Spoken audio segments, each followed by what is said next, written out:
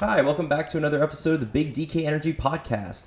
My name is Danny K, or the DK and the Big DK Energy. And recently I've been trying to network with a lot more podcasters, not just worldwide, but within the local Orlando area. And it just so happens that I came across this one group called Podfest, which is an annual podcaster convention that takes place here in Orlando. And through networking, I actually found today's guest. Having helped clients both domestic and abroad for 8 years, he mostly deals with social media, marketing, videography, photography, graphic design, the whole shebang and bang, you know it. And having been a speaker guest at both Podfest and VidFest, we're going to pick his brains today to see, what exactly he does in the social realm and how you can improve yourself, not just as a podcaster, but just your social media game in general. So please help me introduce today the founder and president, CEO, leader of Clover Media, Mr. Eddie Garrison. Thank you so much, Danny. I'll wait for the applause, the virtual applause to lower. I know it's a big deal. It's a big deal. Oh, hey, calm down. We gotta get on with our show. How you doing today? Good. You said you're going to pick my brain, so what are we going to do for the next 59 minutes? Well, to start it off, I guess we'll start off with a typical question that you probably get, which is, how did your digital media journey start? Yeah, it was an interesting journey, I guess you could say. Nothing out of the ordinary. I wasn't like kidnapped on a Somali pirate or anything like that. But I went to school to be a graphic designer. And when I graduated school? Pensacola State College. Okay, nice. When I graduated, I got my degree, so I came out as a graphic designer, and I worked for a SaaS company, software as a service, and they did ACH processing, which is the term that's used to convert paper checks into electronic transactions. So they brought me on to do their graphic design and to write all their technical manuals and their training manuals. And about a year into it, I was like, this is really long form content. My fingers are getting tired typing all of this. So I went to a Best Buy and I bought one of those little round webcams that you used to put on top of your monitor, the little balls. Mm-hmm. Oh yeah, I remember those. I started doing it as video content. And they came into the office when I was doing it one day and they said, well, why aren't you working? And I was like, I am working. Let me show you what I've done. And I took the first 6 chapters of this technical manual and I converted it all into video format with graphic overlays. And they said, this is fabulous. We're going to keep you on for a lot longer so you can do all of this for us. Look at that. See, thinking differently, but yet at the same time going above and beyond. Yeah, I was just trying because it was supposed to just be a contract work. And I wanted it to be a lot longer than that because I needed money. I was right out of college. And they kept me on for a year, and a year turned into 5, and a 5 turned into 10, and eventually I worked my way all up to director of marketing for this company. Wow, look at that. Just goes to show you that with any kind of drive or ambition, even if you're not finding it, you still can find something good. You can. A needle in the haystack, if you can. will. And I worked, like I said, all the way up to director of marketing, and I had no marketing experience at all. Just during my tenure there, they would send me to conventions to help set up the booth, and one day one of the sales guys couldn't make it, and I was there already. They said, do you want to man the booth? And I did. So for 4 years, I did their convention circuit with them, so I just worked my way up naturally. Look at that. Oh, and speaking of conventions, you're a guest speaker at both Podfest and VidFest as well, correct? Yeah. I actually did the closing keynote this year at Podfest, so that was a lot of fun. Nice. So how did you get involved with Podfest? I knew Chris Kremitzos. He lives over in Tampa, but he is the founder of Podfest. And I think 7 or 8 years ago, he did like this Central Florida Podcasting Association thing. And I was just getting into the business, and I wanted to start a podcast before I realized that my true calling was video. And he reached out to me and goes, hey, we're doing this virtual thing. Would you like to be a part of it? And I said, yeah. And this relationship just kind of naturally progressed over a 6-year span. And next year when I speak again at Podfest will be my 5th year speaking on stage there. Oh, wow. That's funny because it's like it's only been alive for 7 years, but yet you've been there for like a good 80% of it. I was about to say, I don't know how to do math. Yeah. Yeah, the fact that you're able to do that like right off the bat, that's pretty awesome though. It's a lot of fun. So exactly how does one become a speaker? Like, do you have to become tenured in your own industry, or do you have to have some kind of luck where you just blew up overnight kind of thing? Or... I think a lot of... Not saying that that's you. No, I get it.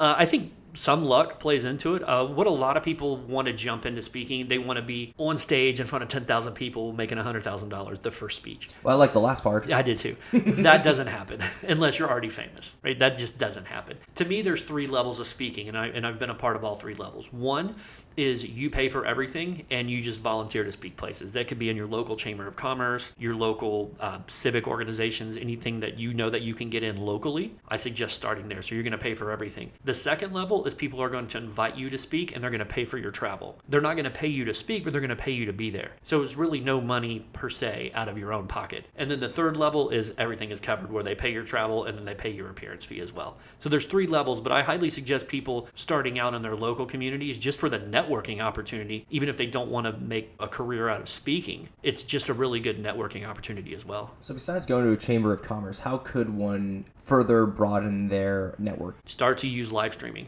Live streaming is huge right now. On all platforms? On all platforms, or the platforms that you have your audience on. Because, if you don't have an audience on LinkedIn, you shouldn't be on LinkedIn. Right. If you're not on Twitter, then don't broadcast on Twitter. I didn't even know they had a live stream on Twitter. They do, yeah. Twitter's like the one that I use the least, if anything, so that just shows how much I know. It's a different beast altogether. Yeah, because I feel like they're good for like little jabs of words rather than full-on posts. Well, I use it a lot for lead generation, like my lead magnets, and promoting my YouTube content. So on Mondays and Wednesdays, I post all of my lead gen, anything that I'm going to have people that is email gated to where I want to get their email, or I want them to buy an actual product that I produce. On Tuesdays and Thursdays, I promote most of my YouTube and video content, and then on Fridays, I'm usually either a guest or I'm just participating in a Twitter chat. Oh, okay. Interesting. Okay. So I average probably somewhere between 35 and 40 tweets a day. Eek. But a lot of them are scheduled. Okay, good. Yeah, you did them ahead of time. Yeah. I can only think of a few celebrities who would rapid fire tweet like that. Yeah. Working smarter, not harder. There we go. And kind of going back to like the working smarter, not harder, it's kind of like social media. Yes. Yeah, people seem to not crap on it per se, but they tend to do that because people say, oh, people have fun with it, so why do we have to pay you money for it? Right. But then it seems like with any kind of marketing now, it's all going online rather than like Mad Men, for example, those big marketing companies where they put like a huge thing on a billboard somewhere. The funny thing to me is I see this question posed on Twitter, on LinkedIn all the time is, what is the one thing that people don't understand about your job that they get wrong? And my response is always, oh, it must be nice to get paid to play on Facebook all day. Because that's what people think social media is that I'm literally just on my personal profile just messing around. It has nothing to do with that whatsoever. There is a science to social media, and there is a structure to how you need to approach that science, and it's 100% audience generated. If people don't understand when marketers like myself, like Danny K over here, say listen to your audience, and you don't know what they're talking about, that's the person you need to hire. True. If you think it's expensive to hire a professional, wait until you let an amateur do it. Yeah, because then they'll cause more problems that you're going to have to buy to fix. Oh, and actually, that kind of leads into another question that I wanted to ask you, which was, of course, everyone says, or at least all the tips that I've at least gotten to grow the podcast has been to go for a niche market. Of course, that statement makes sense when people hear it, but what exactly does it mean to have a niche market? So there's always this saying that the riches are in the niches, right? And you can say niche, you can say niche, however you want to say it. Yeah, I was about to say, what is the proper way? I just call it an industry. It's an industry. So there's a way to look at it to go, if you want to help restaurants, okay, that's an industry, but niching down would like be Italian restaurants? No, even further than that. I want to help line cooks in Italian restaurants. That is a niche. I want to help people become general managers of restaurants. That's a niche. Restaurant is the industry. The individual people that work in them are niches. So you can niche down that far. Okay, because I was about to say, like, how far does a niche go? Because I get intimidated when I hear the word niche, because I feel like if your audience is your niche, I feel like some niches are so specific where they only have like 3 individuals. Hey, if they're willing to pay you $30,000 a month, that's the only audience you need. I would rather have 10 customers that paid me $40,000 a month each. So you're making however much that is. As you hyped my math skill up earlier, I cannot do that in my head. Then have 100 that paid me $1,000 a month, and that would probably be more money, but it's more work. Yeah, exactly. And there's only so many hours you have in a day, and I feel like making a post, that just takes a few seconds. But I think the strategy behind making a post is what is kind of the killer. That's everything, and people don't understand that. It's not just about and there used to be this old adage of just put it on social media, just put it on social media.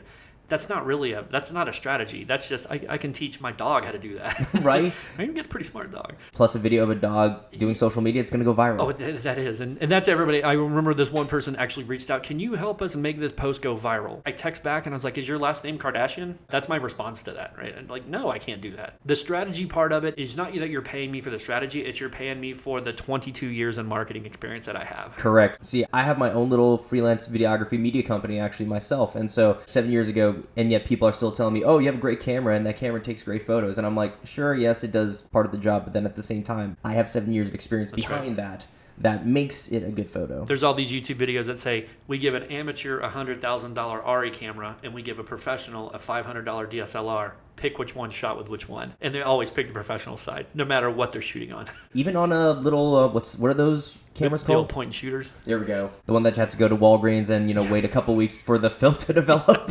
Yeah. Oh, the box cameras that actually had film in it. Oh, wait, that's right. Those are awesome. They were like made out of cardboard. That's right. And then like the Polaroids, because even then that was kind of like pretty It was. technology bending, forward pushing. I don't know. Change. They're still around. Polaroid is actually still around. It's actually starting to come back. So I was in Greek life at UCF, and so one thing that sorority girls love to do is take Polaroids. Of course. Even if it's just like as close in of their eye, thinking, oh yeah, I remember this night. This is where we all blacked out. That's right. I remember like it wasn't that long ago either. You could get like a printer to hook up to your iPhone to and everybody's like, this is the coolest thing ever. I'm like, it's old technology. It's called a Polaroid. This has been around for 50 years. Okay, not to insult you, but were you there when the first Polaroids were around? No, I was born in 1977. Wait, really? Yeah, I'm 45. Well, maybe it's because of the gray of the beard. Yeah, not saying that you're like as old as my dad, because fine. my dad actually had one of the first Walkmen. Oh, I remember getting the first car phone. Not the first car phone in the world, but I mean, when I got a car at 16, I had a car phone. But the car phone was bolted into the car. It was a car phone. So how exactly did car phones work? Did they link to a satellite? Yeah, they were cellular. So they were on towers. Oh, wait, they actually connected to towers? I didn't know. There was no satellites for phones back then. I was about to say, I'm like, satellites wouldn't be the answer, but I didn't think cell towers. That was only like military applications back then. Maybe that's why. Okay, well. That was when there was roaming. That's right, and that's why you had to like turn off your phone after a certain time, otherwise you'd be paying for roaming. Oh man, I remember it was nights and weekends. You had to wait till 5 o'clock to use the phone because it was free after 5 and free on the weekends. I remember it was like $2 a minute or something like. It was something just ridiculous. Yeah, I remember to do it. text being like 90 cents per text or something like that. Yeah, I remember the pagers that used to be able to get texts on the pagers. Yeah. What about beepers? The beeper pager, same thing. Like I was born in the 90s, but I think my consciousness formed right after beepers came into existence. So like, would there be like a little keyboard that you opened up? No. If you were going to page me with a message, you had to call a service, and the service would type it in and send it to me. That's how that worked. Okay, well... Old school, man. 90s. Yeah, plus, it's a way to make money because you got to pay the That's thing. Right. You got to pay for the service, yeah. Yeah, whereas now people can drop text at a... And it was funny because I remember it was like $100 a month. It wasn't like cheaper than a mobile phone is now. Mobile phone was like $100 a month or something or whatever, but that's what it was. That's just the plan nowadays. Yeah. But then, even then, you know, it's included with like Wi-Fi, or hopefully. Yeah. Then you got to pay a little bit more for a hotspot. Oh well. I mean, have you ever had to use a hotspot like in a place where you had no coverage whatsoever? I bring my hotspot to every convention I go to. I don't like getting on event networks because one of two things: one, security; two, it's dog slow.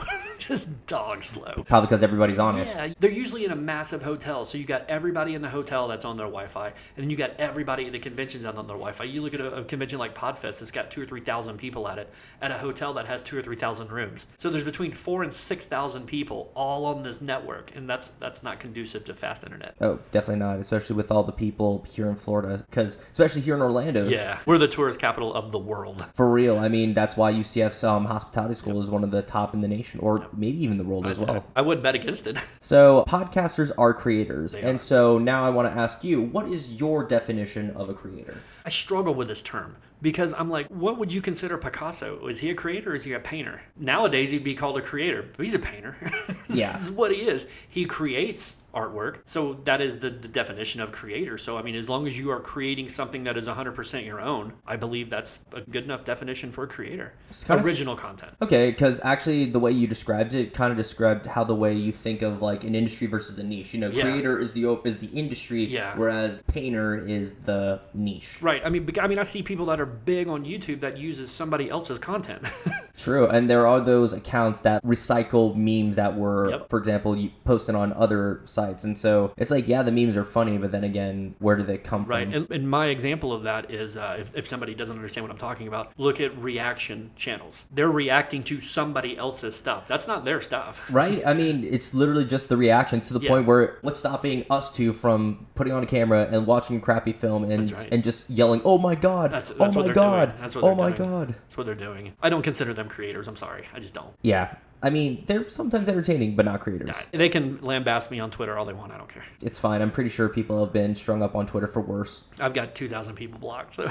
Oh, look at you. And that's one thing that I don't understand about people that just take dumps on social media. They're like, all I see is bad stuff. All I see is negativity. Well, do you know how the social media algorithms work? They show you the content that you engage with and that your friends or followers engage with. So if you're seeing a lot of negativity and a lot of crap that you don't like, quit interacting with it and you won't see it. I don't know, follow a puppy page or something like that. There you go. And the baby block, animals? the block and unfriend list are your friends.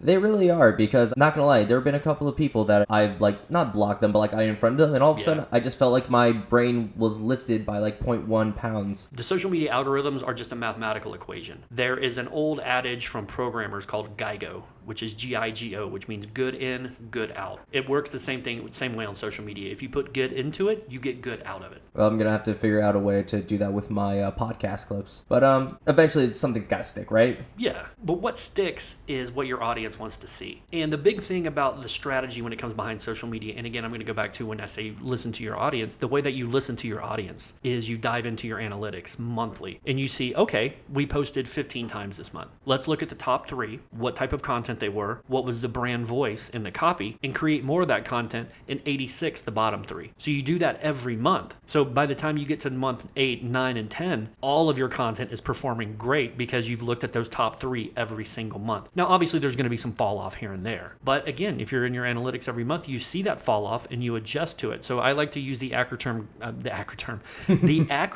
CAR, which is CAAR. Create, analyze, adapt, repeat. That's what you need to do. I like that, actually. Is there such thing as a bad post, then? Yes. Okay. That was very quick, but tell me, what goes into a bad post besides just an off-kiltered photo of something that doesn't make any sense? A bad post to me really has little to do with the clarity of an image or a video or anything like that, because that can quickly be edited. A bad post to me is when you don't read the room and you're tone deaf, especially if you're a local company and let's say a local tragedy happens in your community and you're still posting about your daily special at your restaurant. Okay. That's a bad post. Got it. Okay, that makes sense. And I wanted to make sure I clarify that bad isn't in quality. It's bad and it's a bad look for your company. Okay, that makes sense because, like you said, you take the post that worked and you hunker down on that. Correct. Does that mean the post that didn't perform as well, does that mean that was wasted time? No, it's not wasted time because you don't know if it's going to perform well or not. If I knew that, I'd be working at Facebook. Zuckerberg and me would be buds, right? Every company in the world would want to hire me because I would know exactly what to post, and that's just not right because your audience changes over time. Your audience needs and wants change over time. One of the biggest things that social media does for a brand, and should be the top thing that you look at social media as, is it's supposed to draw brand awareness and value your company in what's called social currency. And the way that you create more social currency and bank on that social currency is becoming a go-to resource of information for your audience. So if you're a local business, you need to hone in on what your local audience wants. They want a happy hour from 3 to 5, you need to start amping up your happy hour. If they want to know the lunch specials at 10 because their lunch is from 11 to 12, not 12 to 1 or 1 to 2, you need to know when your audience is online looking for things to do and become that resource of information. So when they go out for dinner or go out for drinks after work, the first person that comes to mind, the first brand that comes to mind is you, because you're top of mind, because you're showing them what they want, when they want it, how they want it delivered. And plus, correct me if I'm wrong, but the more traffic that you drive to said site, for example, that restaurant, I feel like SEO would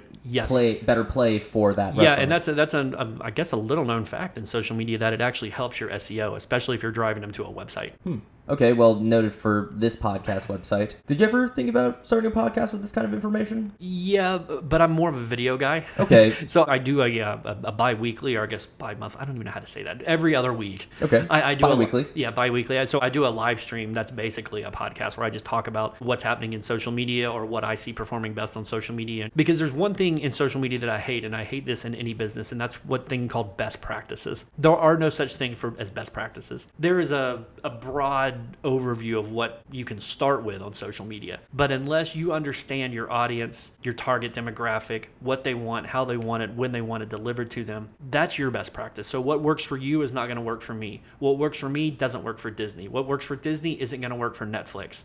You have to determine your own best practices. And so I hate when I see these videos, best practices for Twitter, avoid them because they're just going to tell you some crap that you can read online somewhere else. True. And then I guess it kind of goes back to just making sure we have time. We can talk about one more thing before these cameras cut, because as you know, they 30 minutes. Yep. So when it comes to looking at analytics and when your audience is most engaging, so of course they have, for example, when I first got into social media as like a profession and career, I just looked at those websites saying you should post at these times. Yeah. But obviously, as you just showed, that it can vary. It can, and you look in your analytics, but when I start with a new brand, specifically with social media management, I always start them at 10:51 a.m. That's my benchmark for testing performance. And the reason I start at some arbitrary time, it's actually not arbitrary at all. That's been found by Pew Research Facility. I think that's them. That is when the people that work 8 to 5 jobs are the most bored at work in the morning, and that's when they jump online, is between 10:30 and 11. So I post everybody at 10:51 a.m. Okay, it's funny you mentioned that, because I always post my reels right around the 11 mark, and that's when I noticed that like I can go from like 20 to like 2,000 views. That's because that's the time of the day that everybody gets bored first at work and they jump on. Nice. The second time for everybody is between 2 and 2:30. So if we were going to post in the afternoon, I do 2:11. I made a post late yesterday. I posted it at 2 and it still got the same kind of views. Now, granted, I used to think that 1 would have been like a great time to post, because that's kind of towards the end of lunch for most working people. But then when I put it at that time, it didn't really perform that well. Another thing that I believe that people miss the mark on when they're looking at their analytics is they don't look at the demographic of their audience. Because if you look at the demographic, when you're writing your copy, you need to write copy in using nomenclature, using the type of tone that particular demographic uses. So if you have an older demographic, you don't need to use a bunch of slang. Yeah, you don't need to use a lot of slang like "nuff said" or they're not going to pick lit. up. Yeah, they're not going to pick up on that. To where if you have a younger audience, you can be a little bit more freewheeling with the copy and the imagery as well. So let's say that your demographic is female between 35 and 55. Okay. In your imagery and on your graphics, you want to have a little bit of a softer tone and not as confused look with a lot of text messaging, because just historically speaking, female people do not like to look at that type of stuff. So you need to look like lighter colors. Yeah, kind of thing? lighter colors and just more upbeat look and a vibe to it, because that's what attracts females. So I think a lot of people just miss the mark when they're looking at analytics and skip over the demographics of what they're doing. They're looking at the best performing post, and that's great. You should look at that, but you also need to know who you're creating that content for. Okay, that makes total sense, I guess. Because, why pander to an audience that isn't even watching? Again, let's say that your audience is 25 to 35-year-old men. You probably don't want to be using earthy tones and pinks. That's just not what you need to use. Honestly, you could use black and white and they'd be totally satiable. Yeah.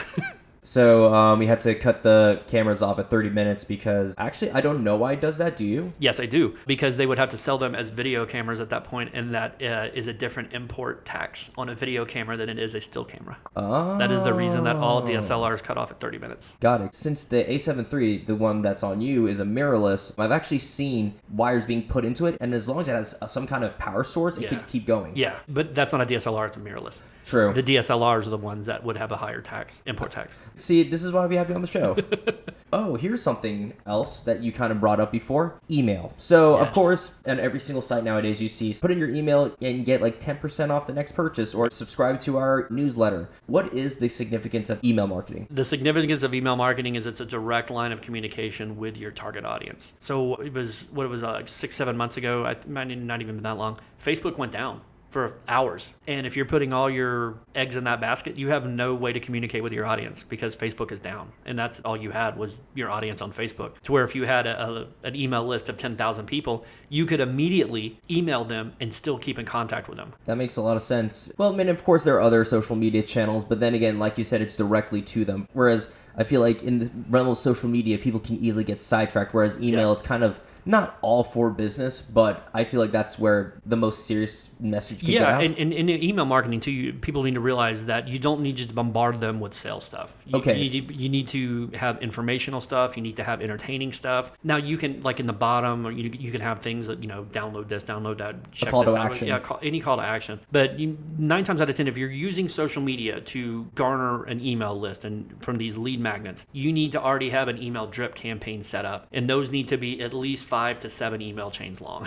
So you need to have that many emails set up and ready to go, automated. Oh crap. Well, I definitely need to step my game up then, because I'm just trying to navigate how to make the email look good, but Right. Now I got to come up with six others. You don't have to make it look flashy. I know everybody wants to get all into making their emails look pretty, but if you're not delivering the information, it doesn't matter if you hired Picasso himself to paint your email. If it doesn't give the information your audience needs, they're just going to delete it and unsubscribe. That's fair. I can attest to that because I've done it. Yeah. People just want the information that you promised them. And your promise is a subject line. 5 ways to get more views on YouTube. That's your promise. And you need to get right into that content in the email. At the bottom, you can say, oh, by the way, here's a 10% off code for TubeBuddy or something, something like that. But it doesn't need to be business all the time. You need to mix in informational, educational, emotional, and entertaining content, not only on your social media, but in your email campaigns. I was just about to ask, but okay. I never really thought about that aspect of it. Of course, I've had a couple of other social media marketers on the show, and of course, they've mentioned about how you've always got to vary your content because you can't always just be like, come buy our cookies or come buy our biscottis or something like that. Even for my own business, I probably send anywhere between 50 and 100 emails a week. And a lot of these are what we would consider cold contact. And a lot of them are just email nurturing to where I can see that they read it and they clicked on a particular link. So then I have them go over into a different campaign silo to where if they clicked on this link, then they get these emails sent to them. If they clicked on another link, there's another set of emails that they get sent to. Would that be the landing page per se? No. These are all just email communications. Got it. And what exactly is the landing page? Because I've always seen that term being used. Yeah, the landing page is where you're driving people to. So say that you're on Facebook and you post something like, do you struggle to get views on your YouTube video? Well, in this download, I'm going to show you 5 things that you need to do to keep your viewers watching longer. They go to a landing page where you kind of basically tell them what you're going to get, and they have to put in their name and email. When they click on submit, they either go direct to a download or they get an email sent to them directly and immediately afterwards where they can download that PDF. And then you take their name and email information and put it into your drip campaign, into your email marketing software. Got it. The landing page is where you're cultivating or curating, however you want to say that, all their information. So I'm guessing something that could lead to a landing page would be called the sales funnel? The very tip top of a sales funnel. So it goes way further? Yeah. Oh, yeah. Way further. Describe it for us if you can. So a lead magnet is the very top of the sales funnel. It's like where you're just putting it out there in the world for people to download whatever you want them to download. Kind of. Yeah, to the lure in the water. So once you hook one, you get them to your landing page, and when they give you their name and email information, that's the hook, right? So you hook them. So that's kind of a little bit lower level in the sales funnel. Now, once you get their email and their name information, that's when you start them into your drip campaigns. Now, your drip campaigns, you're going to have one that's just kind of an overview of like everybody gets them. But then you have it segmented to where if they do click on a particular link in your email, kind of pushing them to this is a product page or this is the service we offer. The email marketing software that you use knows this and then automatically moves them into a different drip campaign that says they clicked on this particular product. So we're going to start an email chain talking about that product. Where if they clicked on another product, they go to a different email drip campaign and it talks about that product, and that gets them lower into the sales funnel. And these are where you really get into qualified leads, because this is where you're going and asking them for the direct purchase. So everybody goes through a buyer's journey when they're doing anything. It doesn't matter what you're trying to buy. It doesn't matter when you're buying it, but it goes awareness, consideration, and decision. So all of your content needs to be focused on those 3 levels, from social media to email to your website. That was a bunch of information. Yeah. But all good stuff. Thank you. I give all the claim or the fame to Twitter because it's character limited. So if you don't think that you're good at writing copy, start to write your copy on Twitter because you only got 280 characters. If you can get it in 280 characters and convey your message, take all those tweets that you do and make that an email because that's very concise. Oh, okay. So the email doesn't have to be a whole novel long. I have an email that's 4 sentences. That's it? That's it. And it's still just as effective. Yep. I guess sometimes shorter is sweeter. Yes. Because most of the people that you're looking to deal with are the major purchasing decision makers, either in their business or in their household. And they're probably busy. They don't have time to read a college dissertation in an email.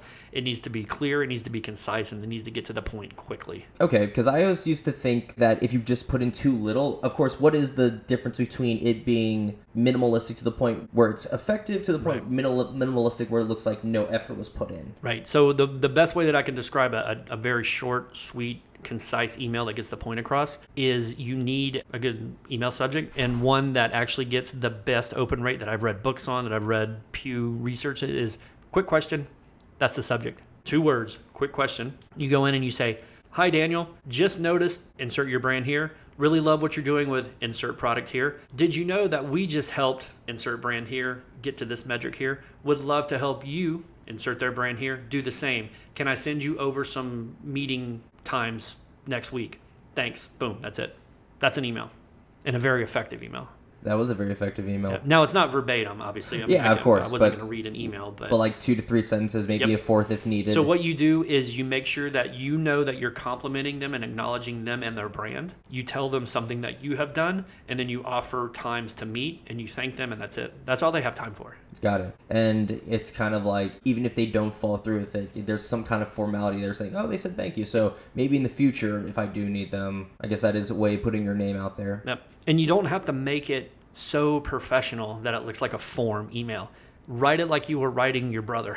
Literally. You don't have to put, we did this. You just say, recently we helped. You don't have to say we. You just say, recently we helped this company do this and reach this metric. Would love to help your brand do the same thing. And then say, would you like me to send over some times next week to meet? And that's the end of the email. Now, here's a trick that a lot of people don't realize that they should be doing. When you're in these drip campaigns, you don't need to be sending them as different emails. And I know that sounds weird because I just talked about different emails. Right. They're different copy, but you reply to your original email, so it stays in the same email chain. So every email you send is in one screen that they can see. Okay. I'm just trying to envision it. So instead of getting, like, if you, let's just make the math easy and say you send them 4 in your email drip campaign, you don't send 4 individual emails to that same person.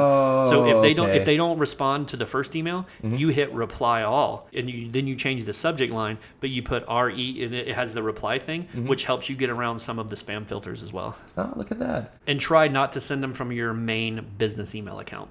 Why not? Because if it goes automatically into their spam folder the first time, none of your emails are going to get through. Even if you go tell the person, hey, could you make sure not to move my emails to the... Yeah, because nobody's going to do that. Because for one, they have no idea who you are, so why would they listen to you in the first place? Okay, well, that's a very good So you just part. you just say, be like I'm Clover Media, so I have a Clover Media at Gmail. That's where all my emails come from, is Clover Media at Gmail, because Gmail gets through spam filters. Oh, okay. Now, I still have my professional signature in there, just like it is from my main account, but it's coming from a Gmail account. Okay. Yeah, I guess that would make the most sense because Gmail is kind of like the most forefront email service there is. Yeah. Even Yahoo gets caught with spam because I tested them all. What are the other like sites that... I mean, you can do like Clover, like ours is clovermedia.com, but I have clovermedia.org, clovermedia.io, so I can send them from those as well. So these off ones often get through because the spam filter has no idea what .io is.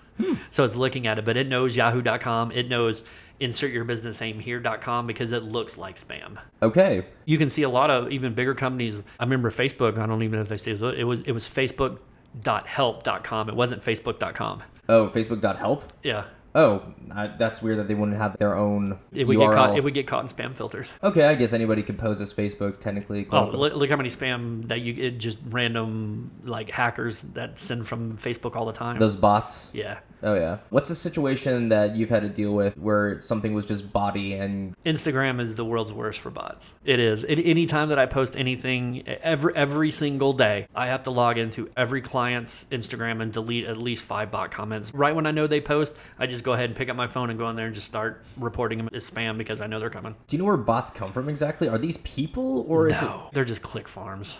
And like, are they based out of like some country? Yeah, like... I'm not gonna name names, but yeah, some let's say a long way away from the United States. Okay, I was about to countries. say it's not like around the corner in like some abandoned shed somewhere. No, they're in abandoned sheds, but they're not around here. Okay, got it. Because actually, I was watching this series on YouTube about like news stories in Asia, and apparently, like one of them is like click farms in China, where they literally have 10,000 iPhones in there. Yeah, and they literally just plug through that. Yep. So that kind of brings me back to one thing. I realized that one thing that helped my algorithm for my reels for my podcast is when I not filmed, but like I edited them vertical wise rather than widescreen. And I realized that the difference between the post that I made the day before and the one with the new format the day after, the post from the day before was like 512 views, whereas the other one got like 2,000. Yeah. And so the thing is that random accounts started following it, but the thing is that I never paid for any promotion and I never followed a bunch of accounts. So did that reel do well, or was it just playing to the algorithm and it was just eh? So if the reel did well, it was getting picked up by the algorithm, because the algorithm again is just a mathematical equation. That's all it is. People think like Facebook hates my content. No, your content sucks. Your audience hates your content, not the algorithm. The algorithm is nothing more than a mathematical machine that feeds off data points, and those data points are the engagement that your audience gives it. Now, there are certain engagements that the algorithm favors more, and and I'm going to speak specifically to Facebook at this point. You want shares first, comments second, everything else last. I was about to say likes don't seem to... Likes, like when I do a social media audit, I give shares a certain number. Like I give shares 10, a score of 10. Okay. I give comments a score of 5, and I give everything else a score of 1. Because I've done all the research, and I see a post that has 2 shares, that'll reach thousands of people, and I see a post that has 50 likes, that reaches hundreds of people. So just by extrapolation, you can see that shares mean more than likes. Awesome. Would you say the same kind of works for Instagram as well? Yeah, well, the biggest one on Instagram is saves. It goes saves, shares, comments, then engagements. Okay. Or interactions, sorry. Okay. What exactly is an impression? So, for example, you know exactly what I'm talking about. Yeah, so there's specifically on Instagram, there's reach and then there's impressions. So reach is the actual number of accounts that are reached. Yeah, exactly. Is there a plural for reach? Yeah, that is it. Yeah. And then impressions is how many times your content was viewed. So your impressions are usually going to be higher than your reach because the same account may have seen your content more than once, but that still counts as an impression. So 9 times out of 10, your impressions are going to be maybe not a lot more than your reach, but they're typically always going to be more than your reach. Does that mean that number is nigh or something like that? This is my thing when it comes to analytics. One, you need to pull it from the same place every single time. So if you're using a third-party scheduler, pull the data from your third-party scheduler and don't pull it from the platform. Or even if you're using a third-party scheduler and you're pulling your data from the platform, always pull it from the platform. And then you have to come to an understanding which KPI do you want to measure. Do you want to measure reach or do you want to measure impressions? And KPI is? Key performance indicators. So don't go, oh, well, my impressions are higher, so I'm going to use those this month. Oh, my reach is higher, so I'm going to use that this month. Don't do that because you're looking at your social media with rose-colored glasses, especially if you're doing it for somebody else's brand. If you're telling them that you're reaching this many people, that's what you need to do is the reach. If you're telling this is how many impressions your content gets, that's what you need to tell them. And you need to tell them what you're showing them. People don't understand. And they're not going to ask a question because they don't want to sound stupid. Right. But so just even in my reports, it actually says impressions. This is how many times your content was seen. Reach. This is how many accounts your content reached. So going back to third-party sites, what are your favorite social media scheduling sites? Of course, I know about Hootsuite and Tailwind. Yeah. But what are some of your favorites? I use Agorapulse. Agorapulse? Agorapulse. Oh, Agoro. Yeah, okay, Agorapulse. Does that allow you to post reels to Instagram? Very soon it will. Yes. Oh, thank God, because Very soon it will. you thought by now these social media sites would allow that, but... You'd think that Meta owns them all, and a reel on Instagram could be 60 seconds, but a reel on Facebook is only 30. Right. What's the difference? Actually, I don't know how timely this podcast will be, but very recently they just allowed 90-second reels on Instagram. I know, and which is funny because they really already had that platform. It was called IGTV. So why didn't they just keep it? Yeah, I noticed that IGTV is kind of... It's gone. Dead. Yeah, it's gone. Was there any reasons why specifically? Because Instagram, I refer to it now as InstaTalk. So they're just trying to be TikTok. So TikTok doesn't have an IGTV sort of feature. So they've gone back to just mimicking what TikTok does. Got it. What's your opinion on TikTok? Do you like it? I'm going to piss a lot of people off when I say this, but I'm not a 15-year-old girl, so I'm just not on it. Fair enough. Even the cooler ones, I'll see them on Instagram the next day because everybody just repurposes them on Instagram. Right? There's actually a joke saying, I don't watch TikTok. I watch them 2 weeks after they're posted, like an actual adult. I saw that. I love it. I wish that was a shirt. I would buy it. Why don't you make it a shirt? Oh, somebody will probably sue me over IP intellectual or something. I don't know. I don't know, make it look fancy and then just put TM Clover Media. Boom. Oh, yeah, right. Yeah. See, Draw my company into hot water. As long as you claim it first, then everyone's got to battle you for it. I do have a funny story about that if I can just tell you real quick. Go ahead. So the name of my company is Clover Media, but my full name, the LLC, is Clover Media Consulting because there was actually already a Clover Media. I just go by Clover Media. And I had just signed up this new restaurant brand here in a suburb of Orlando. And they were working for a month or whatever, and they sent me the next month's payment, and I never got it. And I'm like, all right, what's going on? I just went up there and I shot content. So I let a few weeks go by, and I called them up. I was like, hey, I hate to say it like this, but you haven't paid me this month. They're like, no, we sent the check. I was like, okay. And then they sent me a copy of the check. And I'm like, well, I never got it. They sent it to Clover Media, the payment processing company. Oh. Instead of Clover Media Consulting, the social media company. Okay, I was about to say, they must have been very happy. Hey, we just got $2,000 free. Well, it was funny because that's the point of sale system they used was Clover. And all they saw was the Clover bit on the invoice. So they just sent them another check. Well, here's the thing. They cashed it. They did? Yeah. Bastards. I know. I bet they were thinking, is this like an extra tax refund? Yeah. I was like, what is going on? I mean, I got my money. Okay, well, I was about to say, hopefully you got it. Yeah. Excellent.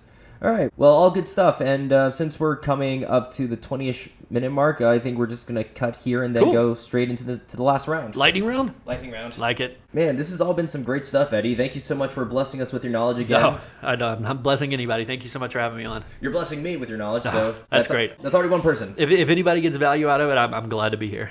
Excellent. Well, we're about to get some more value out go. of you because we're going into the last part of any Big DK Energy episode, which is actually my favorite, which is the bonus question round. It's 10 questions that I created for you, but it's appropriate enough where it's fun, but you'll still have clients afterwards. Nice. Okay. I don't want anybody calling me up. I heard you on the podcast. Exactly. So that being said, are you ready, Mr. Garrison? I am. And I don't know these questions. I just want everybody to know. I have no idea what he's going to ask. Excellent. All right. So question number 1. If you were selected to give a TED Talk, what would the topic be and where would the talk take place? My talk would be about fully understanding the Facebook algorithm, and it would take place in Facebook's headquarters.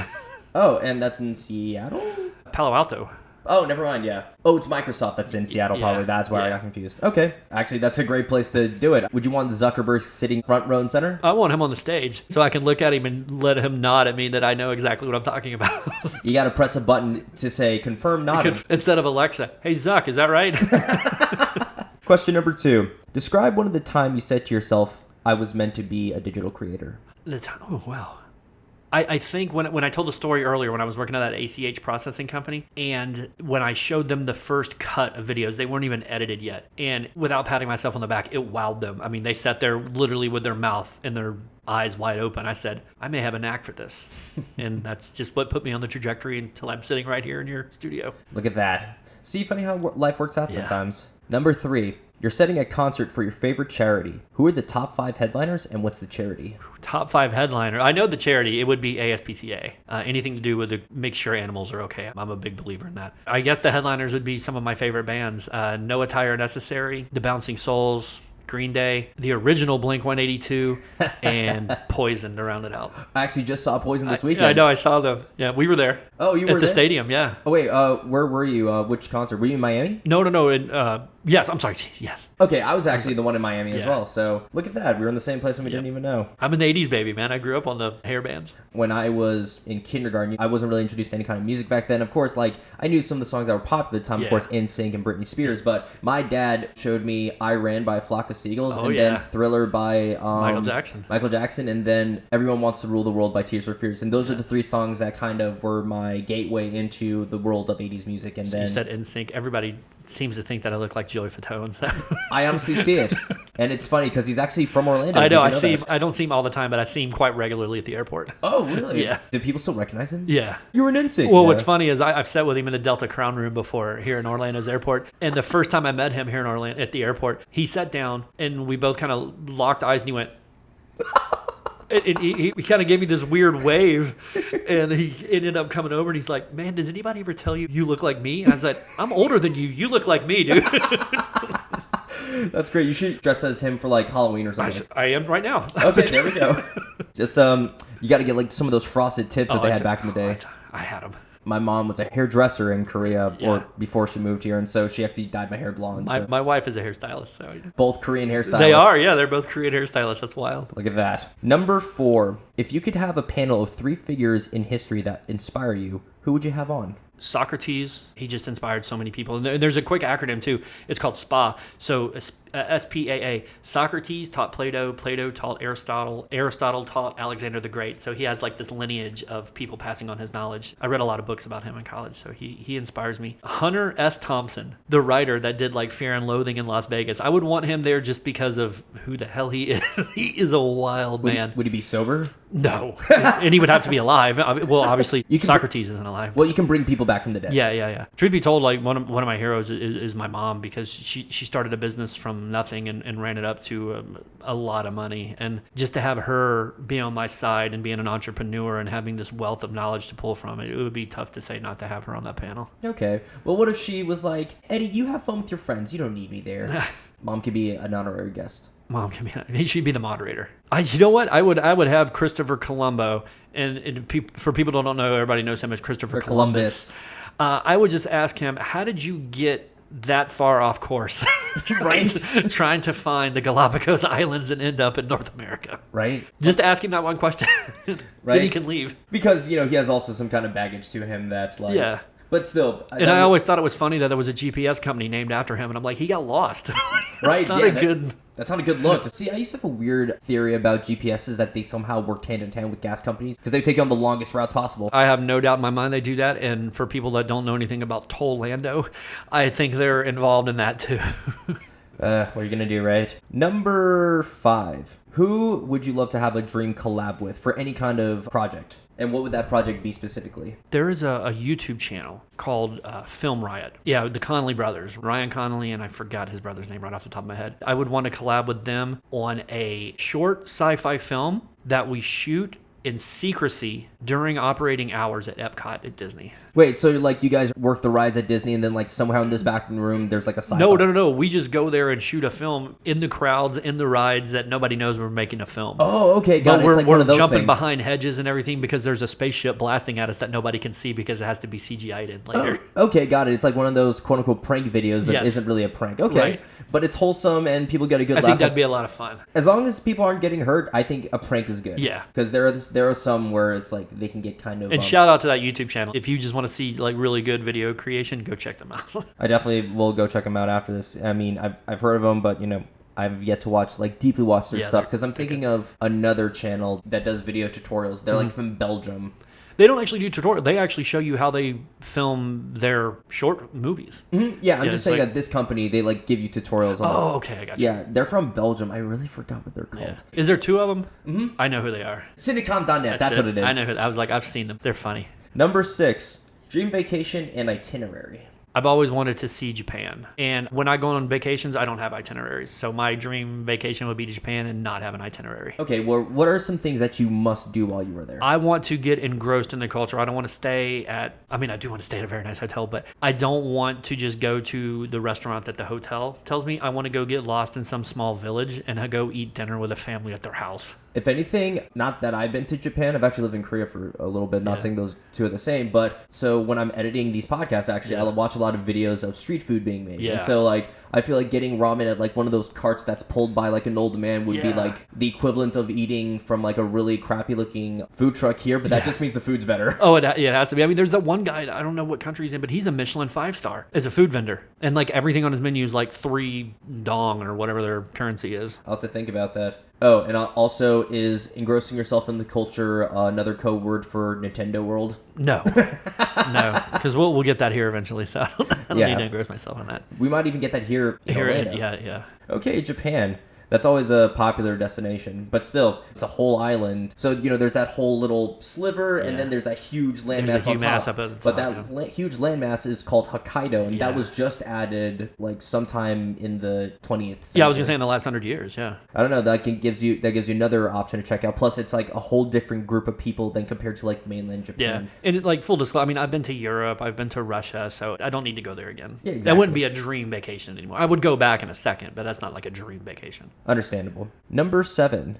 Name 3 of your favorite songs of all time. Good Riddance by Green Day. Look What the Cat Dragged In by Motley Crue, honestly. And recently, from a film, and the film isn't even that old anymore, but it quickly became one of my favorite songs, and it's from The Greatest Showman, and it's the song This Is Me. Okay. I think that's a very appropriate song for any generation to listen to. I listened to that because I'm not a big musical person, but I was on the plane and they didn't really have a great selection. And I thought, everyone's hyping this up. And honestly, I didn't know that Hugh Jackman could sing that well. Yeah, I know, right? I remember when that movie came out, my wife and I went every day for 10 days straight to Disney Springs and watched it. Every day for 10 days. At that point, you could have made like a little blog series. It's like, day 2, after seeing it a second time, I found this one part that I did not like. So there's not a lot about that movie that I didn't like. It quickly went up into my top 10 of all time movie list. Nice. Number 8.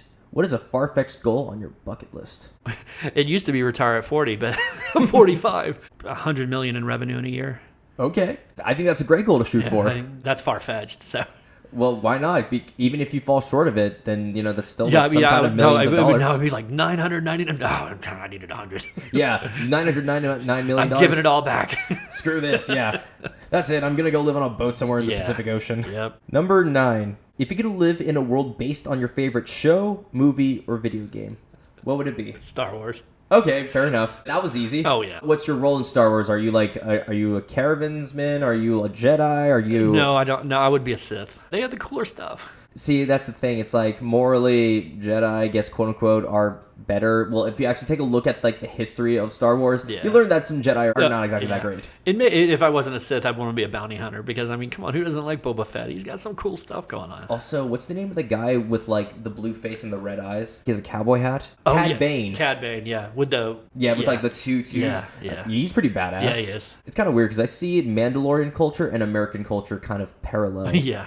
Because, well, one, not to say we're obsessed, but, you know, we like our weapons. There's a lot of direct correlation that you can make between Star Wars and our society now that I will stay away from. When I was much younger, they had an entire documentary about the parallels between Star Wars and actual real life. In fact, actually, Jedi is considered an actual religion. Yes, like it is. 10,000 plus followers. Yep. Oh, or another cool option would be a gray Jedi, kind of like in between both. Where it's just like, I'm not good or bad. The Force just is. I think that was a young Anakin. He was kind of in between. He was caught between that. I think what turned him to the Sith was sand, because it's coarse and it gets in everywhere. Probably. You're a very fun guy to speak to, so much so that we're actually already at the last question. Oh, let's do it. Yep, and it's actually a question that I ask everybody, but the answers always vary, and that is, what is your best, most recent accomplishment? Honestly, my best, most recent accomplishment was being asked to be the closing keynote speaker at PodFest. I had never been the closer before, and I've always been the guy before the closer or a couple of people before, but I was the guy at that one, and that was a big accomplishment for me, even though I played it off a little bit. And like through the week, everybody was like, "Oh, when are you speaking?" I'm like, I'm last. I'm the keynote. I'm the closing keynote. What are you talking about? Save the best for last, right? Like it was no big deal. Like I'm that always, but inside I was like, "Oh, this is cool." Like on some level in our industry, I felt like I had made it at that point. I mean, yeah, especially if you're like the last, which means I was the last person of the conference to speak. I was the closing keynote. Not to jab at anyone who spoke before you, but No, not at all. But I feel like the last are usually the people who have the most important things to say. So what does that say about you? I like to think so. When I talk, there's a thing when I talk, like I alluded to earlier, a lot of speakers try to do this really, really broad overview where I like to get down into the weeds as quickly as possible and give you stuff of value that you can use the day after that you heard me say it. You're the kind of guy that when someone asks you for advice, you're going to actually tell them rather than go, oh, there's plenty of videos on YouTube. No, I'm going to tell you how to do it. I may invoice you, but I'm going to tell you how to do it. Well, hopefully you don't invoice me for this. No. But seriously, though, we're actually at the end of the show right now. Eddie, or Mr. Garrison, whatever way you want to be addressed. Mr. Garrison goes too much back to South Park, so Eddie is fine. I literally was just thinking. Eddie is fine. Hey, that's not cool, all right? I know. We want to talk to Mr. Hand, right? When that show came out, my last name took a beating. Well, if it makes you feel better, I thought of your last name because I'm a huge hockey fan, and there was this guy who played for my team, the Florida Panthers, whose last name was Garrison. He was a great defender. Jason. Yep. Oh, you know him. Are you related? I'll refrain from saying on the air. Ooh, okay. Don't worry, I won't say anything. That's fine. But we're at the end of the show. Eddie, thank you so much for joining us. Thank you so much for having me. And so I brought you on the show, one, not only because you are an active, participating, and nurturing member of PodFest. I only said it with a question because it's like you're inviting. There we go. You're a very inviting, welcoming person, and you made me feel like a part of that community. I try to as much as I can. And so when I spoke to you about, what your background and how you exactly tied into PodFest, even though you're not a podcaster yourself, you are a videographer, which obviously, as you see right here, is a very important part. Yeah. So telling us how to make our social media game much better, that is why I think you, Eddie Garrison, have big DK energy. Love it. Yeah, with all that, I mean, if we're allowed, we're going to put all of Clover Media's links in the description box below. Don't forget to, for both of us, comment, like, share, subscribe, follow. And before we head out, Eddie, is there anything else that you want to say or promote? Stay social. All right, so with that all being said and done, I'm Danny K of the Big DK Energy Podcast, and we are signing off.